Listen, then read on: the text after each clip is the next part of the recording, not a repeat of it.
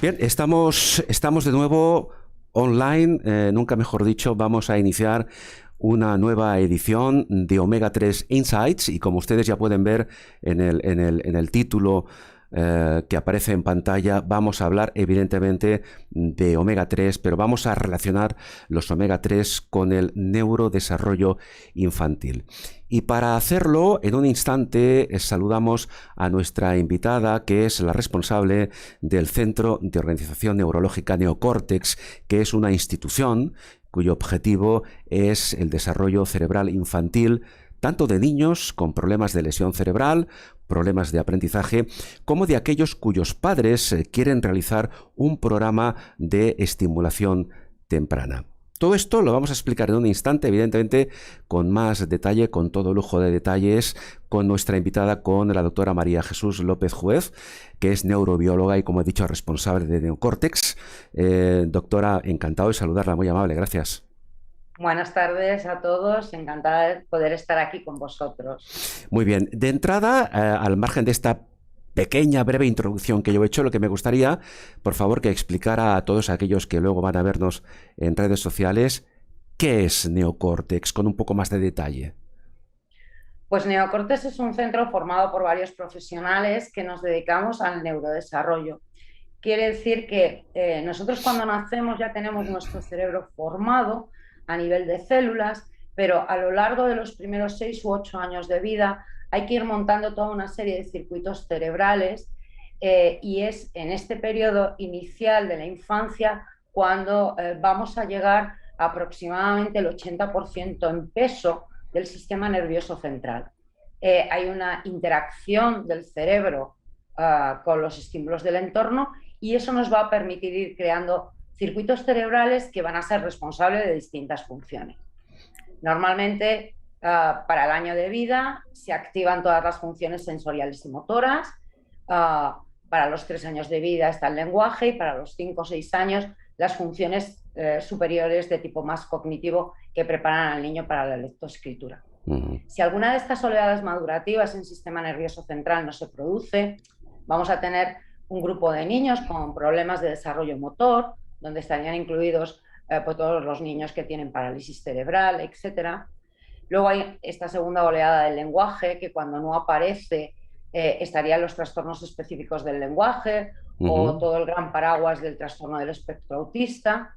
Y finalmente, cuando no se activan y maduran correctamente las funciones cognitivas superiores, pues vamos a tener niños que tienen dificultades en el aprendizaje de la lectoescritura, diagnósticos como trastorno por déficit de atención con hiperactividad, dislexias, etc. Entonces, en realidad, en ese desarrollo cerebral infantil tienen que ir ocurriendo muchas cosas que van a, en algunos casos, estar provocadas por lesiones cerebrales, faltas de oxígeno durante el parto, Sí. o por temas genéticos, o por problemas postnatales. Claro. Como hemos visto hace un instante en la imagen, usted tiene una preparación profesional importante, porque entiendo que para dedicarse a este mundo, que es un mundo apasionante, la preparación profesional, la formación del profesional tiene que ser muy exhaustiva, ¿cierto?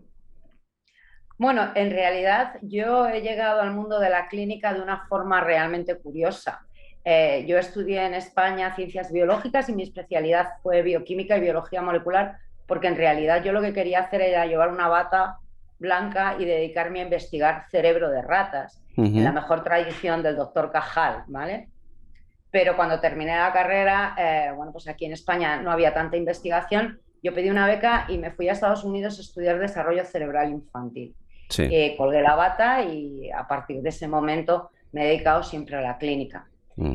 Y es verdad que a lo largo de los años he estudiado muchísimo porque el mundo del cerebro realmente, la década de la neurociencia, etcétera, es un campo que está en pleno desarrollo. Todo el mundo habla de neurociencia, de neuroeducación, de neuroeconomía, de neurofilosofía. Hablamos de neuro en todos los sentidos. Y el neurodesarrollo, que es donde yo llevo todos estos años trabajando, pues ha cambiado muchísimo. Entonces, la actualización en la formación pues ha tenido que ser importante. Claro, aquí en Neurocórtex creo que son prácticamente 20 años de experiencia, ¿verdad?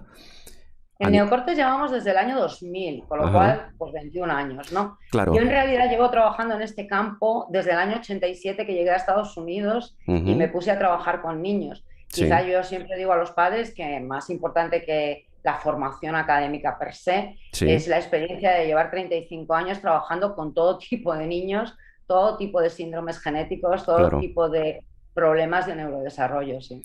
Bueno, trabajando con niños y trabajando con las familias, con los padres de estos niños, que según tengo entendido son más de 1000 familias las que han pasado por el centro, por Neocórtex, ¿no? Sí, bueno, en realidad es que en el neurodesarrollo el papel fundamental lo tienen los padres, ¿no? Entonces, en este proceso del desarrollo cerebral infantil, las figuras más relevantes son el entorno familiar. Yo puedo trabajar muy bien con un niño, pero ni le caigo bien ni le caigo mal, no sabemos cómo Claro, le caigo. Y en cambio, dentro de lo que es el entorno familiar, papá, mamá, la abuela, etcétera, el niño se siente mucho más protegido, el niño tiene muchísima más flexibilidad y sobre todo, bueno, pues yo creo que los padres son los grandes protagonistas de la vida de sus hijos y los hijos los grandes protagonistas de la claro. vida de sus padres. Podemos delegar todo esto en profesionales que por supuesto hacen un trabajo extraordinario, pero creo que realmente en estas etapas del neurodesarrollo la figura de mamá y la figura de papá son muy importantes. Y luego esto nos da una plasticidad Ujú. a la hora de poder trabajar muy grande. Eh, las variables en desarrollo cerebral son frecuencia, intensidad y duración. A lo mejor media hora una vez a la semana no es suficiente, Sí. pero hacer 5 minutos todos los días sí. Y esto realmente está mucho más en manos de los padres que de Sin los duda. profesionales. Sin ningún género de dudas. Me gustaría saber algunos detalles más en esta introducción que estamos haciendo de Neocórtex, de la labor que realizan, que nos va a servir de preámbulo luego para introducir el tema de los omega 3. A grandes rasgos, porque usted antes hablaba de que trabajan con niños, por ejemplo, con parálisis cerebral, síndrome de Down, autismo, retraso psicomotor, etcétera, ¿no? ¿Cómo se lleva a efecto, por ejemplo, aquí en Neocórtex, lo que es la evaluación neurofuncional del niño? ¿Cuál es el punto de partida? Bueno, nosotros la evaluación neurofuncional está basada en los grandes hitos del desarrollo. Entonces, en realidad yo cuando trabajo con un niño, al margen de ver cuál es su edad cronológica, que puede ser más o menos interesante, cuánto tiempo ha pasado desde que ha nacido hasta ahora, nuestro trabajo en realidad es evaluar qué herramientas neurológicas tiene y qué herramientas neurológicas le faltan. De forma que no tanto trabajamos ni con el diagnóstico ni con la edad cronológica del niño, sino en el desarrollo de la ruta visual, por ejemplo, cuáles son las herramientas visuales que este niño tiene. Porque a lo mejor es un niño que tiene 3 años, pero neurológicamente tiene herramientas visuales de 18 meses. Sí, O entonces, realmente lo que hacemos es ir evaluando herramientas visuales, herramientas auditivas, herramientas motoras, herramientas del lenguaje, de la función manual y diseñar un programa de estimulación para llevarle al siguiente nivel de desarrollo cerebral, de forma que en algún momento nos podamos acercar en la medida de nuestras posibilidades a la edad cronológica. Pero en realidad nosotros nos dedicamos a estimular cerebros sí. en función del nivel de desarrollo que tiene ese cerebro, ¿vale? Y una vez que hemos desarrollado eso, pues si pones la transparencia número 3, ¿a qué Ujú. nos dedicamos nosotros? A la neurobiología del enriquecimiento ambiental. ¿Por qué? Porque en realidad nuestro objetivo teórico es estructurar circuitos cerebrales. Yo creo que en la transparencia número 4 que hemos traído aquí se ve que cuando tú tienes un enriquecimiento en frecuencia, en intensidad, en duración de estímulos neurológicamente relevantes para ese cerebro, quiero decir que si un niño tiene 6 años y queremos que lea y le estimulamos con lectura, pero tiene un nivel visual de 18 meses, esos estímulos no son neurológicamente relevantes para ese cerebro. Buscamos la creación de circuitos cerebrales que sean responsables de las funciones. Uno de los principios básicos de la neurociencia es que no puede haber función si no hay una estructura cerebral que la sujete, ¿vale? Claro. O sea, si yo no hablo alemán porque sea vaga, yo no hablo alemán porque no tengo circuitos cerebrales de codificación fonológica del alemán, Sí, ¿vale? Entonces, los niños necesitan desarrollar esos circuitos cerebrales para conseguir lograr esas funciones. entiendo. En general, ¿cuáles serían los problemas de neurodesarrollo más frecuentes en edad infantil? Pues en los últimos años, afortunadamente, en la primera oleada de los problemas motores, que antes nos encontrábamos muchísimos más niños con parálisis cerebral, por Ujú. lo menos en el primer mundo, en España, con un sistema médico de muchísima calidad, el número de niños con afectaciones neurológicas más graves ha disminuido, ¿vale? Antes había muchísimos más niños en silla de ruedas, yo creo que todo el mundo lo puede ver. A día de hoy el número ha disminuido tremendamente. Y Ujú. sin embargo, lo que más ha aumentado en estos momentos son los trastornos del espectro autista, ¿vale? Son niños que caminan, que no consiguen conectarse con el entorno y que no tienen herramientas de comunicación y lenguaje. Cuando yo empecé a trabajar en este campo, la tasa de prevalencia del autismo estaba en 1 de cada 10.000 niños, Ujú. ¿vale? Bien es cierto que las evaluaciones eran de los casos más graves. Según han ido cambiando los criterios de evaluación, que se han ido haciendo más amplios, en estos momentos estamos en 1 de cada 100 Sí. y en algunos lugares en Estados Unidos están en 1 de cada 58. Ujú. Entonces, es verdad que el rango de autismo ha cambiado mucho porque tenemos desde los casos más graves hasta los casos más leves, pero Ujú. es verdad que los trastornos de la comunicación y el lenguaje claramente han aumentado.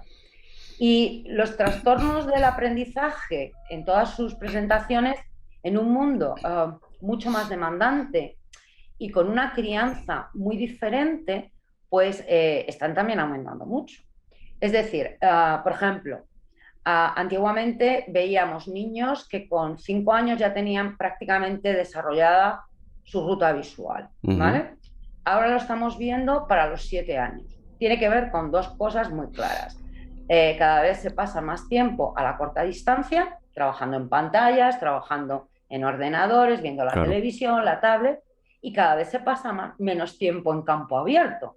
Los Ujú. niños pasan menos horas en el parque. Hemos tenido un confinamiento donde ha habido niños que no han podido enfocar más allá de la pared de su casa, con lo cual, bueno, pues si para los 5 años 5 o 6 años hay que empezar con la lectoescritura y tú no has terminado de madurar tu ruta visual, va a ser muy complejo que puedas leer a nivel de edad cuando las herramientas visuales que posees son menores de las esperadas, ¿no? Claro. Entonces, en esta franja entre los 6 u 8 años estamos encontrando graves dificultades. Y entonces, el lenguaje creo que es el gran tema, ¿vale? El desarrollo del lenguaje y luego el otro, herramientas básicas para el aprendizaje. Claro. Hablando de neurodesarrollo, de concepto de neurodesarrollo, esta fase se inicia, entiendo, a través de un proceso dinámico, digamos, de interacción entre el niño y el medio que lo rodea. Quiero decir que, una vez dicho esto, entiendo que quizás son los padres de esos niños, normalmente, pregunto, los primeros en darse cuenta que ese niño tiene un problema de neurodesarrollo. ¿Esto es así habitualmente? En general, sí, ¿vale? Si los padres tienen cierta experiencia con la infancia. Ujú. Y no en los últimos años, puesto que nos encontramos, a ver, sociológicamente esto ha cambiado mucho. Ujú. Cuando una madre estaba expuesta a 2 o 3 hijos y además su hermana, su vecina, las familias eran mucho más numerosas, la experiencia en la crianza de los hijos está relativamente extendida, ¿vale? Ujú. Sí. La abuela decía, este niño no sujeta el cuello, mamá decía, este niño no sujeta el cuello.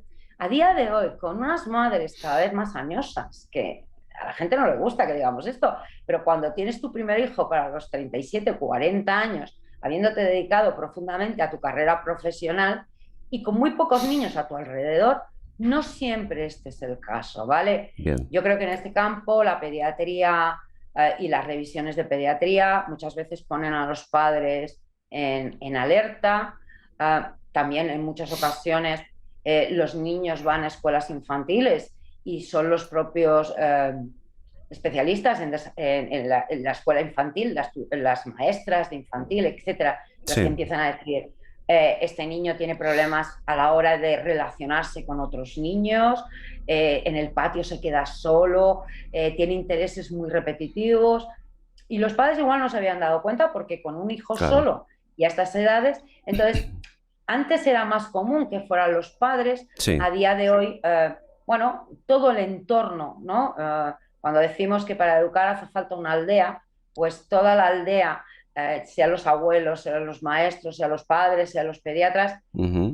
tenemos que estar mirando un poco más Claro. ese desarrollo infantil, ¿vale? Vamos a ver, entiendo que evidentemente cada niño es un mundo con sus características peculiares, pero así, a modo genérico, ¿cuándo puede decirse que un niño alcanza ya un nivel de madurez en su, bueno, en su comportamiento, digamos, de madurez en su sistema nervioso?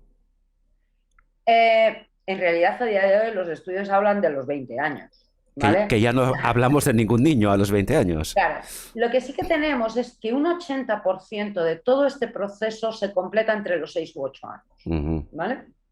Hay un otro pico muy importante de desarrollo cerebral en la adolescencia, cuando las hormonas sexuales entran Bien. en sistema nervioso central y se produce una reorganización de circuitos. O sea, hay muchos circuitos que se van a mantener y hay muchos circuitos que se van a eliminar.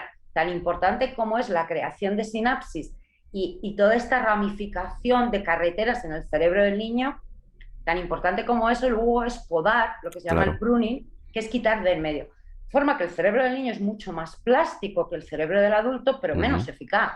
Y Entiendo. en la adolescencia se produce este podado donde quitamos muchas cosas de en medio y nos volvemos mucho más eficaces.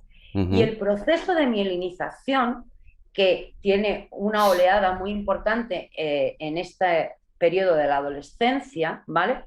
En estos momentos los estudios están diciendo que estamos terminando de mielinizar el lóbulo frontal hacia los 20 años. Ujú. Con lo cual, 80% en la primera infancia y ese 20% Sí, en la bien. adolescencia tardía Ujú. hasta llegar a esa mielinización Bien.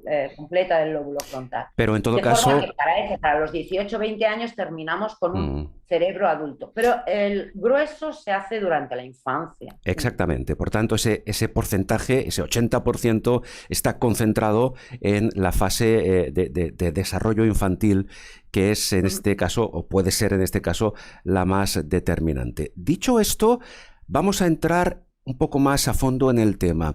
Hablamos de desarrollo, de maduración del sistema nervioso, de neurodesarrollo de los niños, y hay un factor en el que quiero, por favor, en el que le pido que nos extendamos un poco. Es decir, ¿qué importancia tiene la nutrición como concepto en el desarrollo, tanto en el neurodesarrollo como en el fisiológico del niño?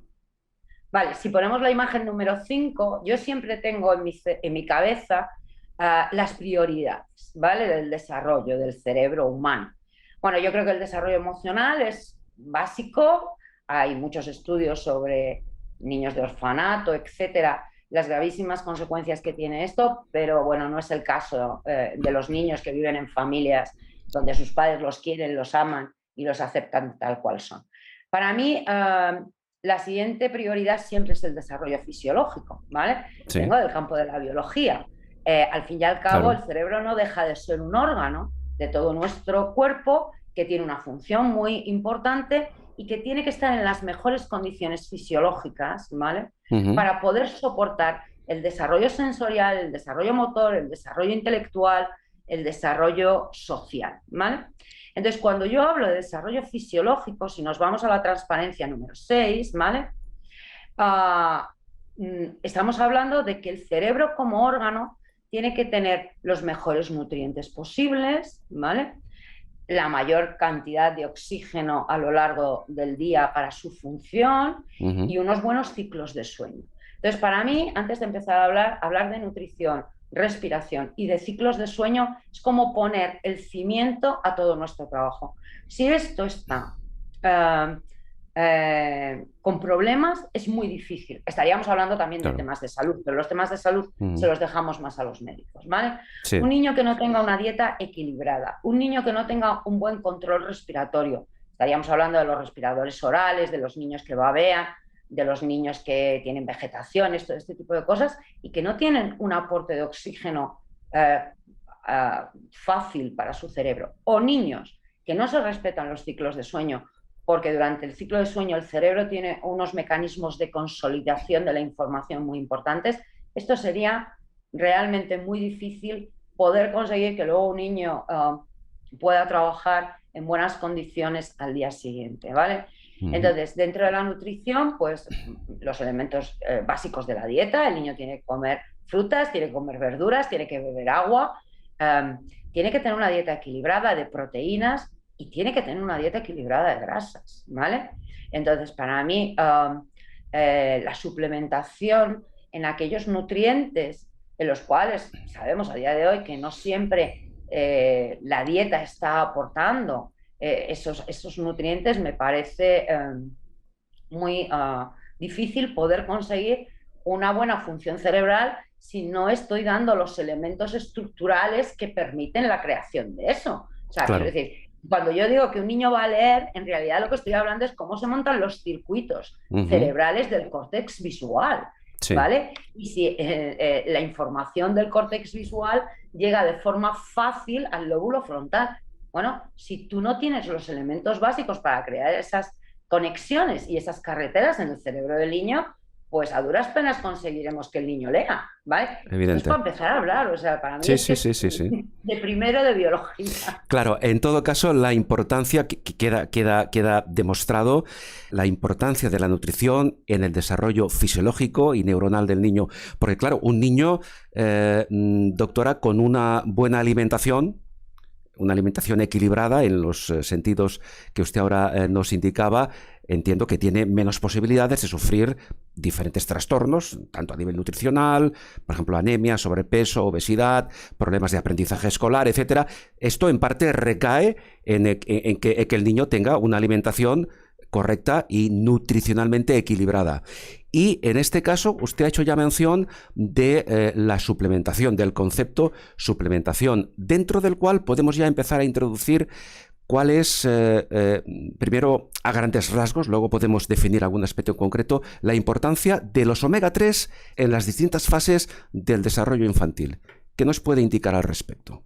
Bueno, entonces, a ver, que nuestro cerebro necesita grasas de alto valor biológico, esto realmente es así.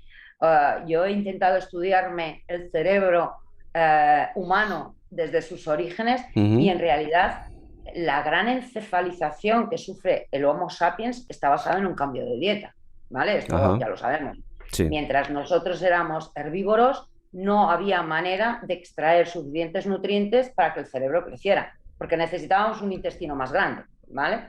Entonces, si hay intestino no hay cerebro y si hay cerebro no hay intestino. Fue el cambio de dieta cuando nuestros antepasados pasaron de ser herbívoros a ser omnívoros y a incorporar proteínas y grasas, lo que ha permitido el gran índice de encefalización que hemos tenido los humanos, ¿vale? Sí. Al fin y al cabo, el cerebro no es un órgano de almacenamiento, es un órgano de procesamiento, está fundamentalmente formado por proteínas y grasas, fundamentalmente por agua, pero luego en peso seco estaríamos hablando de proteínas y grasas. Ha sido cuando hemos incorporado las proteínas y las grasas que nuestro cerebro ha podido crecer, ¿vale? Y dentro de las grasas saludables. ¿Por qué? Porque dan una flexibilidad a las membranas que de otra manera no tendrían, ¿vale? Entonces, dentro de lo que serían las grasas saludables, pues todas aquellas que llevan dobles enlaces, los omega 3, los omega 6, el omega 9, etcétera, ¿vale? Porque dan mayor flexibilidad a las membranas. Sí. Y a lo largo de la vida del ser humano, estos omega 3 hay que aportarlos desde la dieta, porque no todos ellos, nuestro organismo es capaz de sintetizarlos en nuestro organismo, pues no tenemos todas las enzimas para la síntesis, y entonces los tenemos que aportar desde la dieta, ¿vale? Sí. Entonces, el depósito de omega 3 tiene varios momentos que son muy críticos. Uno de ellos es el último trimestre de la gestación, Ujú. que pasa a través de la nutrición de la madre, ¿vale? Y se deposita en el lóbulo frontal. Luego está todo este periodo de tanto crecimiento cerebral entre el nacimiento, los 2, 3 años, que tiene que ver también con la leche materna, que es muy rica en omega 3.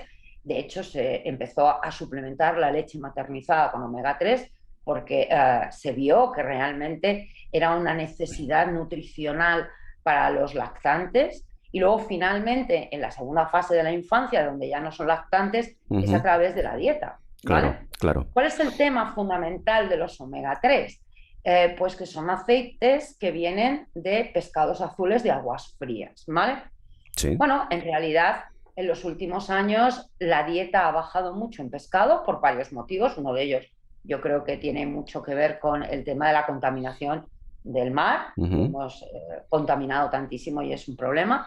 Sí, También tiene que ver con la pérdida de la cultura de la dieta mediterránea. La dieta exactamente. mediterránea en España ya es muy escasa. En España ahora Ujú. mismo tenemos dieta occidental, mucho más Claro. copiada de la dieta americana, ¿no? O sea, Lo cual es un grave error por nuestra parte.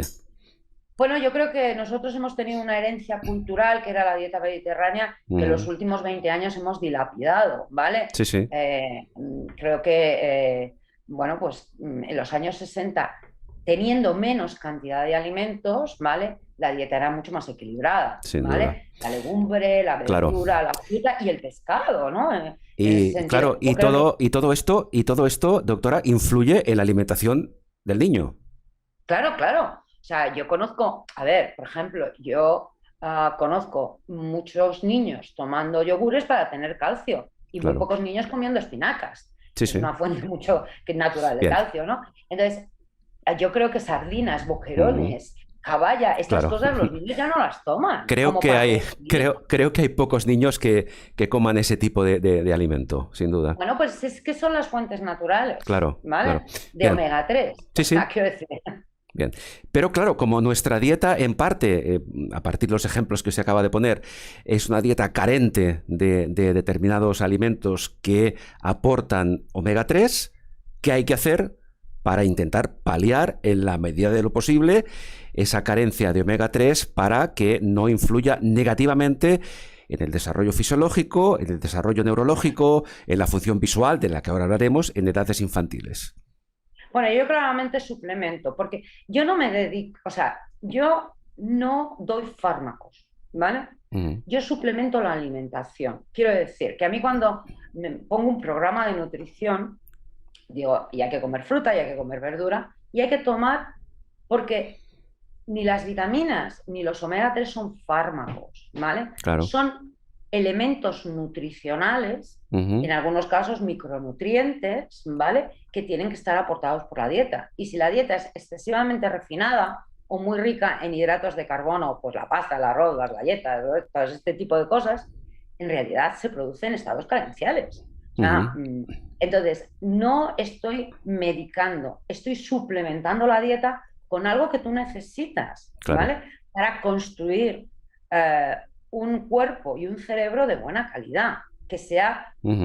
lo más eficaz posible a la hora de procesar información, que para eso está el cerebro, para procesar información, ¿vale? Y Evidentemente. para adaptarse al entorno. Bien, entonces vamos a ver, concretamos un poco más. Un niño en esas edades de desarrollo fisiológico y neurológico con una carencia de omega 3 en su alimentación puede sufrir, por ejemplo, problemas de déficit de atención o problemas de hiperactividad. ¿Qué otros problemas puede sufrir Bueno, en relación a la carencia de omega 3 en su alimentación? los primeros estudios en todo esto fueron basados en medidas de CI, de cociente intelectual. Ujú. Los niños cuyas madres no habían tomado pescado en el embarazo, ¿vale? Puntuaban más bajo en los test de inteligencia, básicamente, ¿vale? Claro. Quiero decir, mira, los omega 3, si, me vas a permitir, ¿no? Inicialmente los omega 3, imaginaos un salmón. Un salmón vive en las aguas frías de Noruega, Ujú. ¿vale? Sí. Si no tuviera grasa, el agua de las células se congelaría y se quedaría en cristales. ¿vale? Y como un ladrillo se iría al fondo, porque sería un bloque de hielo, ¿vale? Entonces necesito una grasa que a bajas temperaturas se mantenga líquida, ¿vale?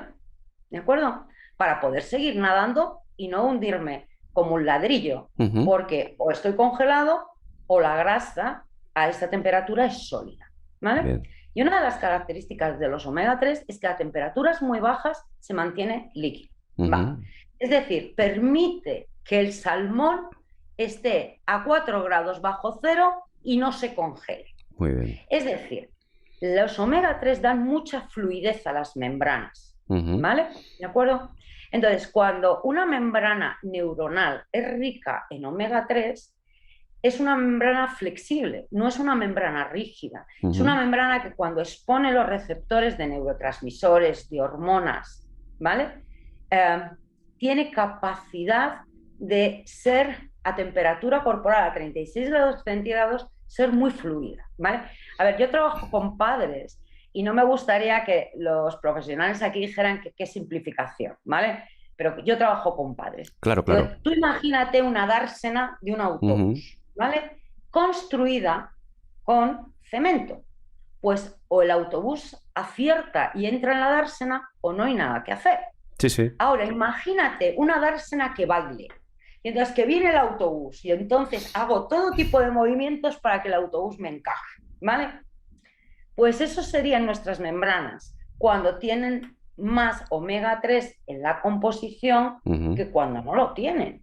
Claro. De membranas más rígidas a la hora de exponer los receptores de neurotransmisores o los receptores de hormonas o Sí. la capacidad de conectar unas con otras, sistemas más rígidos o sistemas más flexibles. Claro. Y lo que necesita el niño en esa edad es un sistema flexible Muy para flexibles. poder desarrollar todas sus capacidades. Pero hasta ahora ¿Vale? hemos estado hablando hasta ahora de omega 3 en sentido genérico, pero creo, doctora López Juez, que tendríamos en este momento que diferenciar entre los omega 3 DHA y los omega 3 EPA. ¿Qué Vale. funciones tiene cada uno de ellos en la fase de neurodesarrollo y de desarrollo fisiológico en el niño? Vale, fundamentalmente yo trabajo con el DHA, ¿vale? Yo soy muy básica. Si ponemos la imagen 9, Ujú. ¿vale? Yo trabajo con el DHA. ¿Por qué? Porque la concentración de DHA es muy alta en corteza cerebral y en retina, ¿vale? Yo siempre digo, a ver chicos, de aquí para arriba DHA, de aquí para abajo EPA. No es que Ujú. el EPA no sea importante en cerebro, pero es que en realidad los depósitos más importantes en córtex cerebral y en retina son de DHA, ¿vale?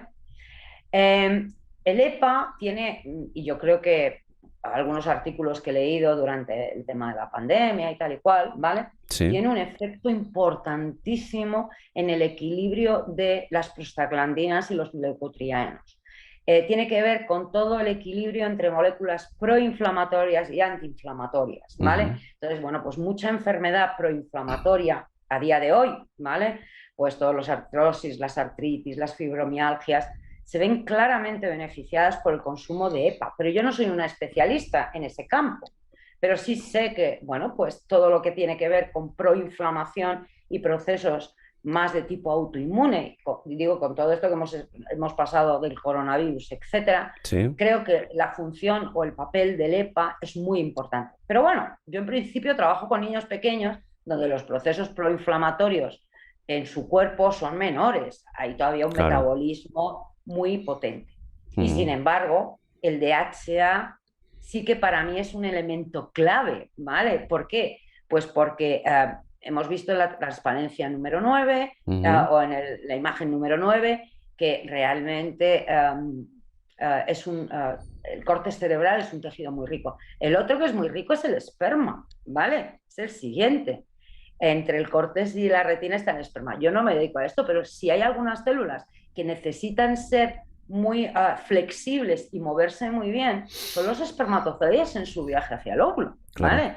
O sea, creo que muchos de los temas que se han comentado a lo largo de mucho tiempo sobre los problemas de infertilidad masculina tenía que ver con la poca movilidad de los espermatozoides. Sí, sí. Bueno, tendremos que ver si no soy experta en ese campo, pero igual suplementación de omega 3 Ujú. para asegurarte que esas Bien, membranas son capaces de claro. moverse. El Vale. concepto de Pero flexibilidad. Sí, sí, sí. concepto de flexibilidad, Muy bien. ¿vale? Y yo no hago más que pensar en los salmones a menos 4 grados Claro. centígrados, Sí, sí, sí.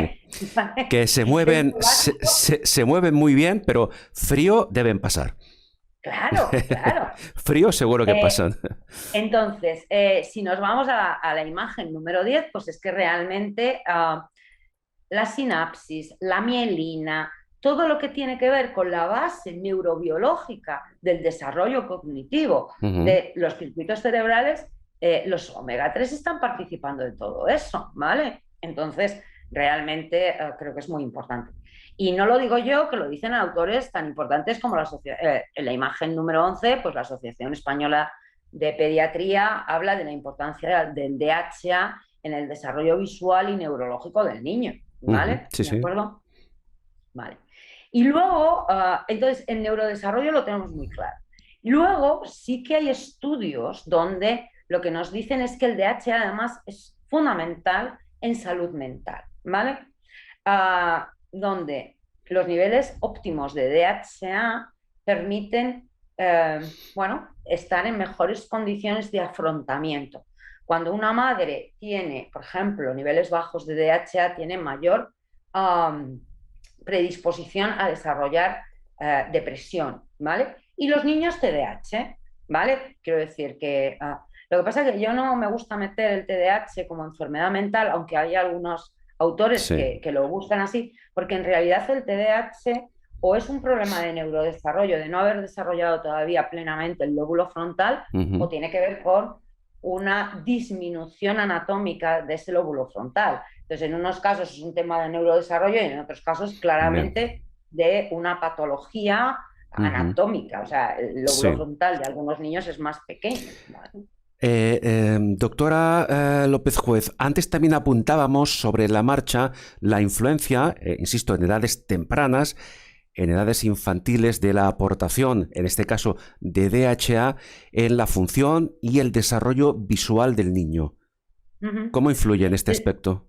Sí, claramente, volvemos al concepto de flexibilidad. Ujú. La retina también es un tejido muy rico en DHA, y es que la pared de los conos y los bastones, que son los fotorreceptores de la membrana de las células que están en la retina, son muy ricos en DHA. Entonces, todo lo que es la estructuración de la ruta visual del niño, la vía parvocelular, la magnocelular, y yo me encargo de los colores, y yo de los detalles, y yo me encargo de percibir el movimiento, y yo soy capaz de alinear los dos campos visuales en el mismo punto para tener una buena convergencia visual de cara a la lectura, de cara a la escritura. Ujú. Entonces yo siempre que hago programas de estimulación visual, me Sí, aseguro que haya suplementos de DHA, vuelvo a decir, porque si yo te estoy mandando estímulos desde fuera, me sí. tendré que asegurar que los nutrientes desde dentro que van a optimizar todo ese trabajo están ahí. Claro. Habla usted, perdón, de los programas de estimulación visual. Dicho en pocas palabras, estamos hablando de una técnica que enseña al bebé, al niño, a ver mejor, a interpretar mejor las imágenes que visualiza. ¿Es eso Claro, básicamente? a ver, yo no soy oftalmólogo, lo cual quiere decir que yo no tengo ni idea de la salud del ojo. Me sé la estructura del Claro. ojo, pero si tengo cualquier duda de que el ojo, el órgano receptor del ojo tenga algún problema, Ujú. ¿vale? Derivo a un oftalmólogo, ¿vale? Sí, Dicho esto, yo no trabajo con los ojos, yo trabajo con la visión. ¿La visión qué es? ¿Qué hace el cerebro con lo que le mandan los ojos? ¿Vale? claro. Entonces, entrenar esa ruta visual, esa visión, pasa por integrar el campo visual central con el periférico para Ujú. tener atención, Sí, la visión a larga distancia y a corta distancia. Por supuesto que el órgano del ojo tiene que estar sano, pero a ver, ¿qué deja de ser enseñar a leer a un niño si no ujú. es entrenar su cortes visual a decodificar símbolos visuales abstractos? Sí, ¿Vale? Solo que para llegar a eso tengo que haber sido capaz de enfocarlos, ver en color, ver en detalle, ver en blanco y negro. Tengo que tener memoria visual, tengo que tener discriminación visual, tengo que tener constancia de forma, pues no es lo mismo una mayúscula que una minúscula, pero resulta que el cerebro tiene que interpretarlo como lo mismo, ¿vale? Claro, claro, claro. Entonces, todo eso es entrenamiento visual. Entonces, Ujú. hay herramientas que son más primitivas y más básicas, Sí. y hay herramientas que son más cognitivas y más sofisticadas, pero no deja de ser todo visión Ujú. y visocognición. Claro, en esos casos que hemos comentado, afectación en diferentes aspectos del desarrollo del niño, en el ámbito fisiológico, en el ámbito de neurodesarrollo, a partir del momento en que se incorpora la aportación correcta de omega 3, en este caso de DHA, la mejora se produce ¿en qué lapso de tiempo? ¿Cómo se observa que ese niño está avanzando en su progresión? A ver, nosotros evaluamos a los niños cada 6 meses, ¿vale? Ujú. Para medir y tenemos herramientas de medida bastante estandarizadas, ¿vale? Pero, por ejemplo, realmente vamos a coger una cosa que todo el mundo entienda. Velocidades lectoras, ¿vale? Si yo tengo un niño que tiene una velocidad lectora, por ejemplo, de 40 palabras por minuto, Sí. ¿vale? Pero en su clase está leyendo a 100 palabras por minuto y yo hago un programa de estimulación visual donde incluyo los omega 3 y en 6 meses he conseguido pasar a 75 palabras por minuto, es Ujú. muy significativo. Claro. Todavía no está a nivel de edad, pero comparado con su velocidad lectora anterior, Ujú. ¿vale? Este niño ha progresado en 6 meses mucho más de lo que había hecho en los 7 años anteriores. Sí, sí, resulta evidente. Entonces, la medida siempre tiene que ser, Mm. por supuesto, con el grupo de referencia, pero sobre todo la medida de la progresión siempre tiene que ser del niño con respecto a sí mismo. Ujú. Bien, doctora López Juez, me gustaría, antes de concluir, hacer un breve resumen global de los aspectos, de los factores más importantes de los que hemos hablado, por ejemplo, en relación al papel de los omega 3 entre paréntesis DHA, en fin, ya ha dicho usted que es especialista en DHA, papel de los omega 3 en la prevención de problemas de neurodesarrollo en edad infantil. Para hacer una sinopsis de todo lo que hemos hablado, ¿qué reflexión, qué resumen final haría usted? Bueno, pues el primero es que todas las mujeres embarazadas, ¿vale? En su último trimestre de gestación, si no comen pescado, suplementen con Mm. omega 3, porque están depositando grandes cantidades de omega 3 en el cerebro de sus bebés, Ujú. ¿vale? Muy ¿De bien. acuerdo? Sí, sí. Luego, todas aquellas que vayan a dar el pecho a sus hijos, Ujú. que sigan tomando omega 3 ellas para que la leche pueda tener esta fuente de omega 3. Y si tienen que pasar a una lactancia mixta o tienen que pasar a una lactancia artificial, asegúrense que las leches están suplementadas con omega 3, ¿vale? Sí. Introduzcan pescado azul cuando se lo diga su pediatra y no prescindan de él, es un elemento fundamental.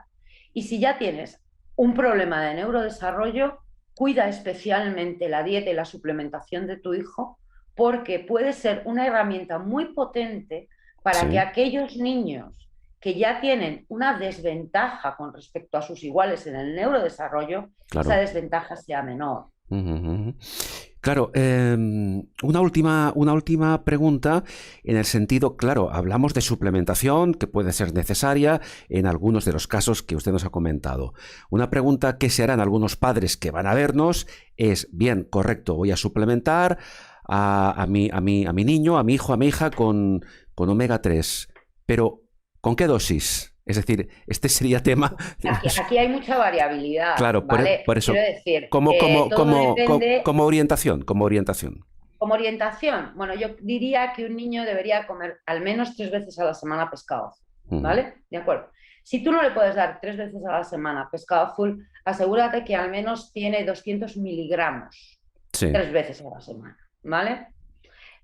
Yo con niños uso dosis un poco más altas, más, digamos, esa suplementación empieza a ser un poco terapéutica cuando a los niños les doy 500 miligramos Ujú. diarios, Muy bien. ¿vale? En forma de cápsulas o en forma de jarabes si son Ujú. pequeños, a Sí. veces que lo añadimos al puré, al zumo de melocotón o a lo que haga falta. Bien. Y luego ya a partir de los 6 años yo estaría hablando de 750 Luego, para los niños de 10, 12 años ya estaría hablando de 1000. Hay estudios que hablan que en el Alzheimer la Sí, suplementación de omega 3 es hasta de 5000 miligramos diarios, a punto de diarrea, ¿vale? claro, ¿De acuerdo? Pero estaríamos hablando. Y claro. luego, bueno, pues si tienes antecedentes familiares de enfermedades neurológicas, pues tipo Ujú. Parkinson, Alzheimer, Sí. o tienes alguna sospecha de problemas de memoria ya a nuestras edades, Ujú. o hay antecedentes familiares de degeneración macular, pues Sí. hombre, yo Bien. diría que tiene todo el sentido del mundo 2000 miligramos diarios de Bien. mantenimiento si no tomas pescado Sí, azul, sí. No, claro. en todo caso, esto sirve como orientación para, insisto, los padres que nos van, padres, madres que van a vernos luego. Doctora López Juez, he dicho la última pregunta, pero me quedaba una más en la recámara, porque en el sentido de que, claro, antes al principio hablábamos de formación, de la capacitación profesional en el ámbito del neurodesarrollo. Le voy a hacer una pregunta más, si me permite. Claro, ¿qué nivel de formación tenemos aquí a nivel profesional por parte de los especialistas para atender este tipo de problemas, por ejemplo, dentro de la especialidad en la que usted desarrolla su actividad, dentro de los problemas del neurodesarrollo? Por ejemplo, en España, ¿a qué nivel estamos? A ver, yo creo que en España estamos escasamente concienciados del equipo multidisciplinar, ¿vale? Yo, por ejemplo, creo que en todos los centros de atención temprana de este país, aparte de haber expertos en atención temprana, psicólogos, etcétera, debería haber nutricionistas, ¿vale? ¿Por qué? Pues porque no solamente hay que atender a estas necesidades, sino que probablemente trabajando en nutrición y en suplementación lo consideramos mejor. Sí. Creo que todavía hay poca formación, quizás yo es que vengo muy escorada por mi formación en Estados Unidos, que allí se Ujú. trabaja muchísimo con suplementos. Sí. Ahora cada vez más también en España, pero no ha sido fácil hasta ahora, ¿vale? Ujú. Creo que tenemos que hacer todavía mucho trabajo. Creo que hay que trabajar muchísimo en formación de padres, Ujú. de profesionales, abrir la mente de maestros. Yo creo que cada vez más en los colegios están dando directrices nutricionales para evitar temas de obesidad, pero nos queda camino por recorrer, ¿vale? Claro. España, de momento estamos todavía con el tema de la obesidad. Eh, el tema de la calidad nutricional todavía está Ujú. un poco lejos. Bueno, ahora sí, doctora María Jesús López Juez, usted, además de su vertiente asistencial, también es autora de varios libros que ahora vamos a ver en pantalla, que son libros, evidentemente, no podía ser de otra forma, que hablan del neurodesarrollo, ¿verdad? En que Sí, claro. básicamente a quiénes van dirigidos estos libros. ¿Están dirigidos a profesionales, a familias, a padres, a madres? Fundamentalmente son libros para padres, ¿vale? O Ajá. sea, yo hago mucha formación de profesionales, pero mi día a día en el despacho es con padres, ¿vale? Y yo creo que los padres, lo decía antes, son los protagonistas de la vida de sus hijos y yo jamás voy a estar en el cuarto de estar de ninguno de los niños con los que trabajo, pero si consigo que sus padres entiendan mejor de dónde viene su comportamiento, por qué hacen lo que hacen, Ujú. habremos avanzado mucho. Entonces, realmente escribo para padres, ¿vale? Pero creo que lo puede leer cualquier persona, ¿eh? O sea, quiero decir que yo recuerdo cuando fui a publicar el de problemas de aprendizaje, ¿vale? Sí, Un editor me dijo, a esto le faltan 200 páginas para ser un manual. Y claro. dije, es que no quiero un manual, quiero que alguien que ha descubierto que sea maestro o sea padre, que ha tenido una reunión y le han dicho, el niño tiene problemas, en 2 horas se pueda leer esto y saber si este Ujú. es el camino por donde va su hijo o no, Claro. quiero decir, Ujú. ¿vale? Sí, sí. Manuales hay muchos, ¿vale? Manuales hay muchos, Muy la bien. Facultad de Psicología hay miles de cosas, pero esto es para padres, esto es para llegar rápido y entrar y entender y Bien. ya está. Pues queda claro, autora María Jesús, la doctora María Jesús López Juez, neurobióloga. Hemos hablado del neurodesarrollo infantil y su relación con los omega 3. El neurodesarrollo a nivel infantil, como decíamos antes, es un proceso dinámico de interacción entre el niño y el medio que lo rodea y que como resultado se obtiene la maduración del sistema nervioso con el consiguiente desarrollo de las funciones cerebrales y a la vez es muy importante, doctora, la formación de la personalidad del niño, ¿verdad? Que esto va a ser lo Es que va a que marcar su futuro. son procesos que van en paralelo, Claro. ¿eh? O sea, el desarrollo de la personalidad Ujú. no está al margen del desarrollo cerebral, Por tanto, ¿vale? todo va Van en unido a través de esa flexibilidad que antes decíamos, esa elasticidad que en parte se ve potenciada precisamente por los omega 3. Doctora, ha sido un placer, muchísimas gracias, muy amable un placer para mí también, y un ¿vale? abrazo. Hasta pronto. Hasta siempre.